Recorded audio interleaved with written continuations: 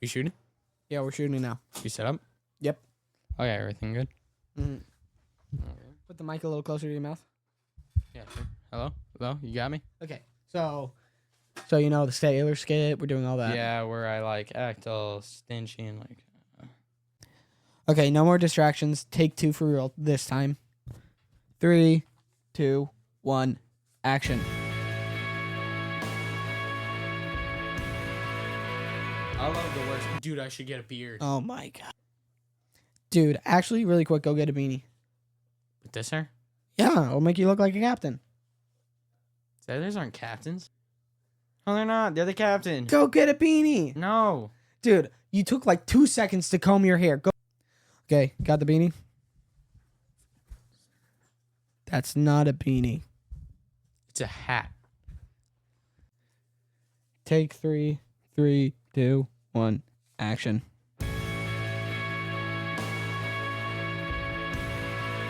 I love the. Look at the little puppy. Bro, put the puppy down. We're trying to do stuff. No, captains have puppies, right? Captains have parrots, not puppies. Put the puppy down. I like the puppy. Put the puppy down. No. Action.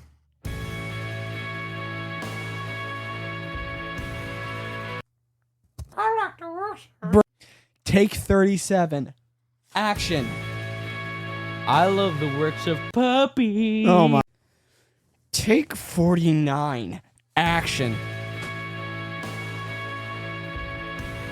I forgot the lines. Okay, take 40. Action. Who doesn't love the works of puppy? Dude. Bro, I don't want to do this anymore.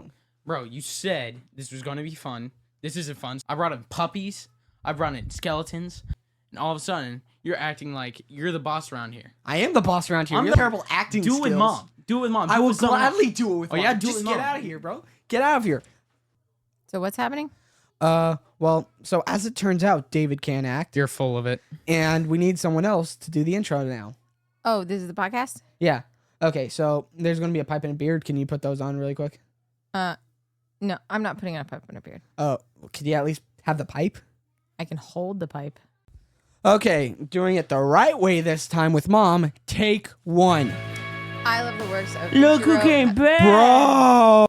Why are No, you you're not. back? Because I own this place. Yeah, I'm the director. I own it. Too freaking bad. Why is there another Because dog? it's a cuddle party It is now. not a cuddle party. Yes, Get it the is. dog I out. own you. Get the... David, Eat it, please, I ask you, I'm begging you. Can we please just do one proper take? I wrote the Scalar skit, and I think it's pretty funny. Fine. Please? Please? Fine.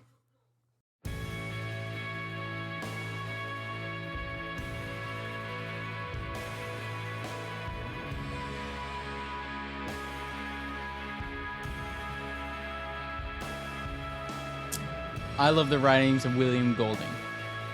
I also enjoy the writings of Riichiro Nagaki. Both of them are great writers, but one is taught in colleges, while the other one isn't. Why is that? Anime can inspire creativity and encourage the development of critical thinking skills through its rich narratives and intricate character development. Universities have an ivory tower mentality, so they hesitate to teach anime because of the perception that it lacks academic rigor compared to traditional subjects. Bridging the gap between different forms of written literature and animated media, anime has the same laudable themes of overcoming adversity and speak to the human condition. But both of my parents, who are college professors, do not see it that way. They look down on anime. In order to combat this, my brother and I snuck into the professor's office and turned it into our podcast studio and filled it with manga and other anime items. So please, join my brother and I as we try to convince our father, the professor, that anime is in fact literature and should. Oh, I'm going! Ah!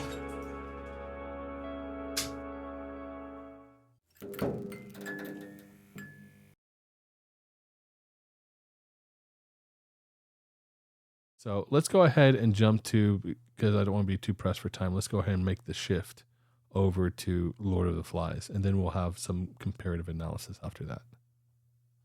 When a plane crashes on a deserted island, a group of British schoolboys finds themselves alone with no adults. At first, the boys are thrilled by their freedom. The boys elected a leader named Ralph, and with the help of the thoughtful and intelligent Piggy, he tries to create order. They agree to build shelters and keep a signal fire burning in hopes of rescue. Tensions soon rise when one of the boys claim to see a beast, and Jack, who is in charge of hunting, becomes obsessed with killing pigs and gaining power. Jack grows frustrated with Ralph's rules and responsibilities. Eventually, Jack forms his own tribe, one that embraces savagery and rejects civilization. Many boys join him, drawn by the excitement of hunting and the promise of food. Meanwhile, Simon, a quiet and kind boy, begins to understand that the beast the boys fear isn't a creature, but something inside them. In a strange and eerie moment, Simon hallucinates a conversation with a pig's head on a stick, the Lord of the Flies, which confirms his fears. When he tries to tell the others the truth, he's mistaken for the beast and is violently killed by the group in a frenzy. After Simon's death, the island descends further into chaos. Piggy, still trying to appeal to reason, is murdered when a boy named Roger rolls a boulder onto him. The conch shell, their symbol of order, is destroyed. Ralph is left alone, hunted like an animal by Jack's tribe. They set the forest on fire to flush him out, nearly burning the whole island. Just as Ralph is about to be captured and killed, a naval officer appears, drawn by the smoke from the fire. The boys are rescued, but they are changed forever. Faced with the officer and the return to civilization, they break down, weeping for their lost innocence and the darkness they've discovered within themselves. Okay, let's jump into it. Lord of the Flies, main point, loss of innocence, right? Well, you're going to hit first 4 points. Yeah, I know, but like big point. Okay. Very big point. Go They're ahead. children. All right. The novel suggests that innocence is not a permanent state, but a fragile social construct, easily stripped away when individuals are removed from the structure of law, cultural, and accountability. Golding implies that evil is not imposed from the outside, but emerges from within. Do you Right. think that's true? Well, I mean, forget about the truth. Let's do the review of it. The first thing is that the loss of innocence, I don't agree that it's a social construct at all.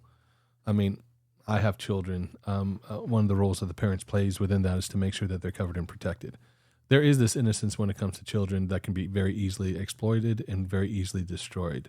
A lot of the times when you're a child and you perceive the world, it's all new, it's all unknown. And you create a sense of context and kind of like interaction with this slowly and progressively, right? The whole reason why we have a long stretch of people in education, supposedly education allows for that movement from child into society. I mean, there's this biblical concept that recognizes even that you think like a child at one point and later you become a man, you know?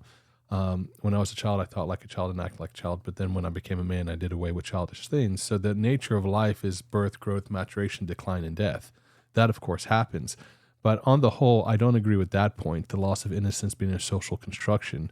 I think it's attendant to any kind of like moral society to protect their children. But one of the things that I do find that to be interesting is one of the critiques Golding is making here is the idea of where does kind of like this inherent kind of like ugliness comes from. Is it external or is it internal? And he's shifting from the external to internal. The beast is a representation, you know, when they fear that beast that's in the jungle, is an external fear when in reality it's psychological, it's in their mind, and it's internally coming out. He's critiquing the Christian ethic, but there's also a biblical verse that talks about this as well. You know what that biblical verse is? What? The heart is desperately wicked. Who can understand that? And so this idea of people argue is people become bad because of nature or nurture. You know, are we born with a tabula rasa, like this clean slate? In reality, Golding is making, even though he's critiquing Christianity here, he's making almost like a Christian argument, because the Christian argument is like we're all despicable, we're all bad, and that's why the salvation of Christ is needed, right? Mm-hmm. And so the loss of innocence here, the way that he's putting it together, is that the one thing that keeps things at bay, which is his main point in anti-colonial argument, is, you know how we're talking about the civility versus the savage? Yeah. His argument is we're all savages. Because once the structure of culture, the civility within culture starts to deteriorate, what are we left with? The savage. So the loss of innocence just means the loss of the social and cultural structures that were put into place in order to create a sense of modernity. So everyone has this nature of evil in them, right? That's what you believe. Well, I mean, it's right. So, and our natural reaction is to be self-interested. Our natural reaction is to be duplicitous. We can't create goodness on our own. Goodness has to be an outside standard that's given by a moral code giver, which would be God, right? The ethic within Christianity is you're constantly being transformed. You're being reborn. You're having a new heart. You're living a new day. You're trying to become better. Christianity changes definitions and reactions. For instance, if all of a sudden someone slaps you in the face, what would you do? Probably pop them back. Yeah, you retaliate. Biblically, it says turn the other cheek. If someone tries to take a shirt from you, it says give him two. It changes, is trying to change the nature that's within you, because the natural sin nature is going to be that beast that's within. I mean, Paul even talks about that. He has two natures, He's like, oh, wretched man, why is it that I always do the things I don't want to do and I don't do the things that I want to do? Well, this is going towards that beast's nature. So it's almost disingenuous when it comes to Golding to kind of critique an aspect of Coral Island when initially it's almost like he's following that same structure that the Bible is warning against, but it's almost like he's celebrating it. So it's giving the excuse to just fortify and emphasize that all men are the same. And it takes almost like, I would say, Hobbesian, like the Leviathan, that in order to fortify these cultural standards, you have to give aspects up of your own freedoms in order to live in a place that you're not just killing each other for a meal. Yeah, okay. So I have a question. This book was written around 1954, right? Yeah. So near World War II, you think this is supposed to be a satire or a social construct or anything like that? You say that it was a direct response or a response to Ballantyne's Coral Island, right? Mm-hmm. Do you think that it had anything to do with World War II whatsoever? I'm sure. I don't know if it had to do with World War II. Or a right. satire. But if it's an extension of witnessing some of the uglier things that happened in World War II that changed the entire culture and the people after experiencing the Great War and World War II, I mean, the 20th century was the most bloody century of all time, right? I mean, we're talking about more than easily just between Russia and China, 100 million people. I mean, it was waves of blood. So, I mean, it's kind of hard to see that kind of level of violence and that kind of level of death and not fall into a sense of cynicism, and fall into a sense of kind of I don't know if it's a satire really, but almost like this realism that points to the darker nature of it. So it's looking into ourselves and saying there's a level of ugly beast and wickedness in each person, and the response isn't that there needs to be a sense of purification, salvation, transformation. The response is nihilistic. It's all death. It's all destruction. So you better fortify and batten down that which keeps it kind of civilized. And so it's almost making an excuse for a heavier hand of government and power. Okay, let's go from loss of innocence to one of my other points, leadership and power, right? So I have four, not so much characters, but pieces that represent leadership powers, right? Ralph, he represents democratic leader. He is elected by the group and prioritizes order, communication, the conch, and rescue. His power is based on cooperation and reason. Jack, the choir kid, the leader of the choir boys, represents authoritarian and tyrannical power. He gains influence through fear, control, and the promise of meat and protection. His leadership thrives on chaos and savagery. The conch shell symbolizes legitimate authority in civil discourse. As it loses influence and it is eventually destroyed, so does the power of democratic leadership. And then finally, Roger. You remember who Roger is, right? Jerk. Roger shows the corrupting influence of unchecked power. With no adult consequences, he becomes increasingly violent, culminating in Piggy's death. Okay. So we're going to hit those four things really quick. The first one is that a lot of times you see Ralph as kind of like the good guy, right? That figure. But in reality, Ralph does one of the most duplicitous and ugly things in the entire book. Okay. So they're realizing they're in a bad situation. They're trying to figure out how they're going to create a sense of order, which is what Golding is arguing for. Is in order when you have a breakdown of society, it's the institutional kind of like dynamics. It's the institutional kind of like structures that keep things in check. Once some things are gone, then you have a deterioration. But when you look at Ralph, they're trying to figure out how you're going to structure and put things in place. And actually, one of the most laudable characters is Piggy. Do we know Piggy's real name? No, we don't. Now let's go over that evaluation really quick. There's this part in which Piggy is actually advising Ralph. He recognizes Ralph is going to be the leader, and he's actually giving him good advice. He's giving him good suggestions. And in order to kind of like make a connective point with Ralph, you know, he was like waiting for Ralph to ask him his name, like what's your name and kind of stuff. And so Piggy, in order to make that connection, makes himself vulnerable. He's like, well, you know, I don't mind what you call me, whatever, but, you know, just don't call me Piggy, because Piggy is what they used to call me in like grade school, and that's what they used to make fun of me about. So he makes himself vulnerable by giving that point. That is his advisor. He's actually the guy that supports Ralph, that's giving him advice. And once the group of the kids come back, including Jack, the first thing Ralph does is he betrays Piggy. You know, they come like, well, what are we going to call him? It's like, well, call him Piggy kind of thing. And immediately you have that betrayal. Now, here's a good question. Why on earth would Ralph do that? Like, why would it's such a jerk move, you know, that you have someone being vulnerable in front of you, and then all of a sudden what you do is you literally throw them, you know, on the fire. You like deliver them to the wolves in like the worst way. Like there's something really kind of like despicable about someone making themselves vulnerable and then someone grabbing that one vulnerable part and exploiting it, right? How does it benefit Ralph? It doesn't. So what is Golding trying to say? That even the people in power are corrupt? Even the democratic figure that supposedly should be the head that's trying to keep a sense of order, there's still a strong sense of corruption there. The corruption gets to such a point that even the symbol of the order, which is the conch shell, as you would call it, and people would gather, keeping that order of things that people have to be responsive to it. Eventually, as they don't respond to it, and eventually it's destroyed as they start to fall into that level of savagery, right? I mean, we know, tell you the truth, one of the simplest characters is Jack. You know, the person who wants to get into position of power, he can't, and so he finds it by other means. He creates a sense of anarchy, a sense of chaos, and it destroys the order of things. You know, and it starts to promise that. That's what's kind of funny in the differentiation we did in Dr. Stone.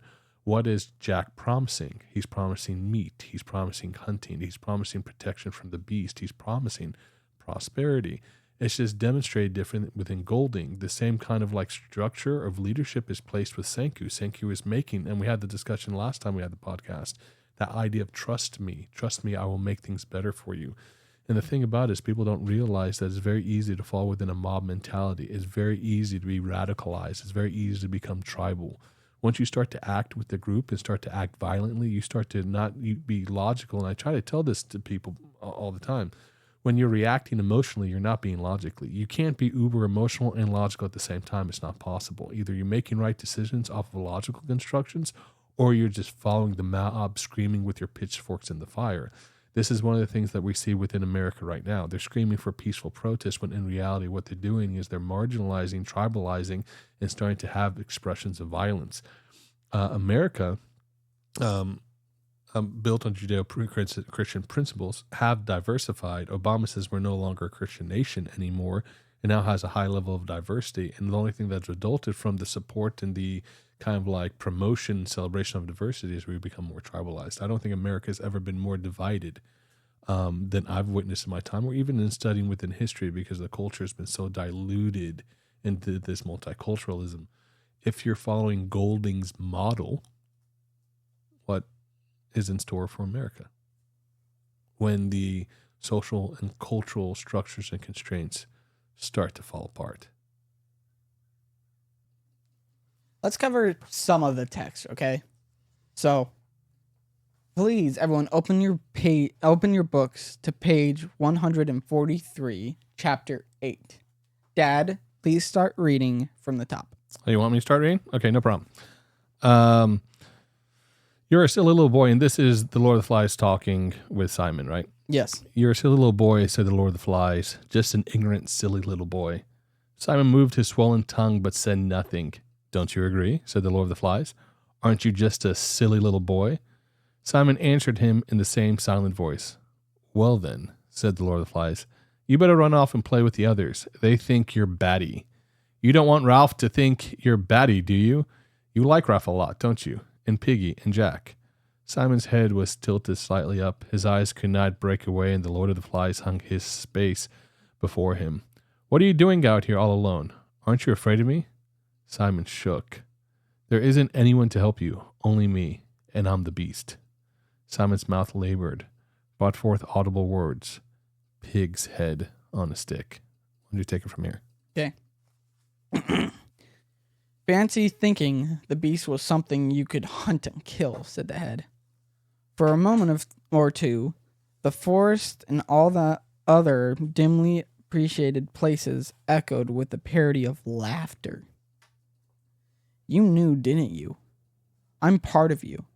Close, close, close. I'm the reason why it's no good. Why things are what they are. The laughter shivered again. Come now, said the Lord of the Flies.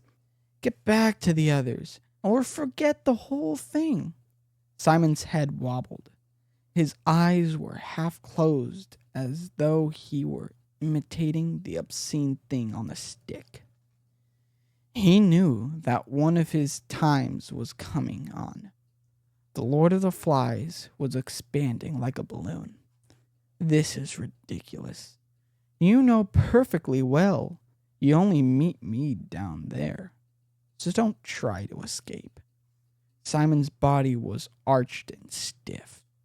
The Lord of the Flies spoke in the voice of a schoolmaster. This has gone on quite far enough, my poor misguided child. Do you think you know better than I do? There was a pause. I'm warning you. I'm going to get angry. Do you see?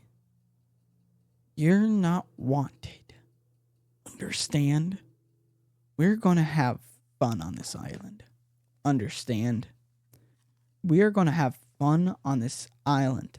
So don't try it on, my poor misguided boy, or else. Simon found he was looking into a vast mouth.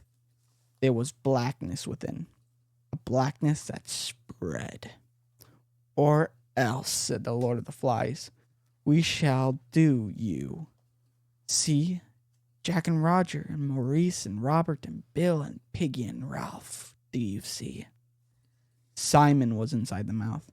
He fell down and lost consciousness. Okay, very well done, Daniel. I've always had good cadence. Are you sure? Have you had good cadence? Positive. Hey, what kind of voice do you hear in your head when you read? Is it that cadence? What do you mean? Like when I'm just reading to myself? Yeah. No, not really. When that cadence is a choice, then that's the cadence you decide to cadence with.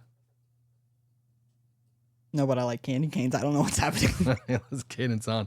Okay, so the saying is, of course, the Lord of the Flies is the pig head. Yeah. It's all supposed to be a representation of psychology. That Simon, it's all in his head. It's the expression of his innate fear and his innate darkness that's coming out of him, the beast that's within, right? But the reality is that, another interpretation is this is just the manifestation of the fear within the pig's head that's there, and facing that kind of fear. What do you mean, like the object in front of him and Right. what he's afraid of? Right. Okay. And it's the mortality, right? It's death. Isn't death the root of all fear? I don't know. Is death the root of all fear? I always thought people were afraid of certain things because it would lead to death. People are afraid of scorpions because scorpions could lead to death. Sure, there's an aspect within everyone's life that they have a concern for their own mortality. It's probably one of the biggest existential questions that you can possibly ever have is what comes after this life, right? And that's almost like the hopelessness. That's the cynicism. That's the kind of like the concern. Talking about primal fear. It's crazy how people kind of like look at their mortality and it's a warm blanket to think that there's a nothingness that comes after this, and they replace it with that kind of hope. But we know what happens after Simon has the conversation with the Lord of the Flies. Everything. Dusky death. Yeah, everything falls apart. Everything deteriorates. Now after having that conversation, then you start to see death happening on the island, right? Then you really start to see the violence being expressed. Well, you really start to see death. Someone died before. It was like a little kid that got lost in a forest fire. But Right, but this is the descent into savagery. This is the collapse of order, Mhm. happening after this. So, we're starting to see that when Golding started to end up with this story, I mean, the boys are saved at the end, correct?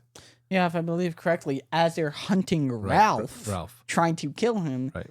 there just happens to be a naval officer on the beach who came to to investigate the forest fires that were happening on that island. Right. And Ralph came running out, hugged the dude, and then all the other kids came out with like tribal tattoos. And I think it was said that the naval officer couldn't even understand how English boys turned And into I think this. that's one of the main points that people miss within their interpretation of Lord of the Flies is, of course, you have a bunch of children that are on the island. I wonder if it would have been different if they were adults, because there's another biblical aspect that raise up a child in the way they should go, and then when they grow, they won't depart from it. I mean, one of the reasons why rearing and raising and having a value system and having a sense of morality inherent within children is so that when things get harsher and as you start to maturate and grow, you don't so quickly collapse into disorder and collapse into violence.